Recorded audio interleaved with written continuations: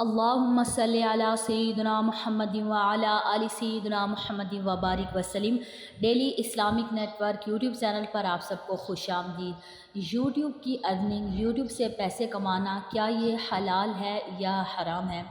مفتیان کرام نے اس کے بارے میں کیا فرمایا؟ تو پچھلے دنوں ایک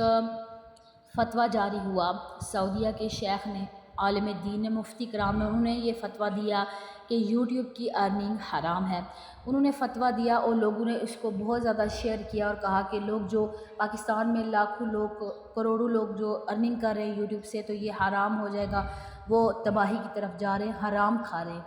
لیکن پورا ان کا جو فتویٰ ہے وہ پورا میں نے لیا، اس کو ڈھونڈا کافی محنت کر کے، اس کو پھر میں نے ٹرانسلیٹ کر کے پڑھا، تو انہوں نے وہاں پر لکھا ہے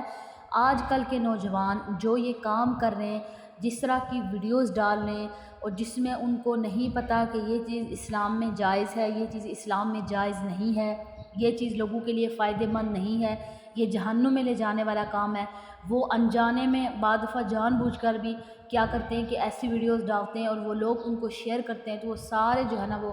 یہ حرام، جو بھی ان کو اس سے ارننگ ہوگی وہ حرام ہو جائے گی۔ کوئی بھی بندہ گانا ڈال دیتا ہے اپنی آواز میں، کسی دوسرے کی آواز میں،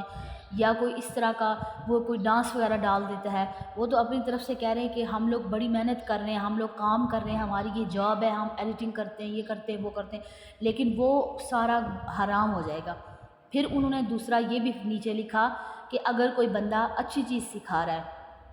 کوئی اگر آپ کو علم کی بات بتا رہا ہے، کوئی آپ کو دین کی بات بتا رہا ہے، اگر کوئی اچھی بات بتا رہا ہے، اگر وہ اس سے ارننگ کرتا ہے تو وہ اس کی حلال ہوگی۔ اور اگر کوئی آپ کو ٹیکنیکل چیزیں سکھا رہا ہے، جیسے کوئی آپ کو موبائل ریپیئر کرنا، لیپ ٹاپ ریپیئر کرنا، گاڑی وغیرہ کو ریپیئر کرنا، اس طرح کی اگر کوئی آپ کو ہنر سکھا رہا ہے تو وہ بھی بالکل یعنی اس کی ارننگ جائز ہوگی۔ کوئی بھی آپ کو جیسے کوکنگ وغیرہ، کوکنگ کوئی بندہ آپ کو سکھا رہا ہے تو وہ بھی اس کی ارننگ بھی جائز ہوگی۔ اور اسی طرح کوئی بندہ جیسے اب اکثر لوگ آپ کیا کریں کہ آن لائن پڑھتے ہیں، تو وہ کیا کرتے ہیں ٹیچرز آن لائن اپنی ویڈیوز بنا کر وہ پورے لیسن دے رہے ہوں، پڑھا رہے ہوتے ہیں، ہر سبجیکٹ کا، میتھ کا، انگلش کا، فزکس، کیمسٹری، سارا کچھ وہ پڑھا رہے ہوتے ہیں اور وہ پڑھا کر لیسن اپلوڈ کر دیتے ہیں، اس سے وہ ارننگ بھی کر لیتے ہیں اور بچوں کو فائدہ بھی ہوتا ہے، تو یہ بھی بالکل جائز ہے۔ کچھ لوگ قرآن کریم سکھا رہے ہیں یوٹیوب پر، تجوید سکھا رہے ہیں، تو وہ بھی بالکل جائز ہے، یعنی اس طریقے سے وہ اور کچھ لوگ کیا کر رہے ہیں کہ یعنی یہ ٹیک والا چینل بنا لیتے ہیں، جیسے یوٹیوب کے بارے میں سکھا رہے ہیں کہ آپ اس طرح سے، تو وہ بھی بالکل جائز ہو جائے گا۔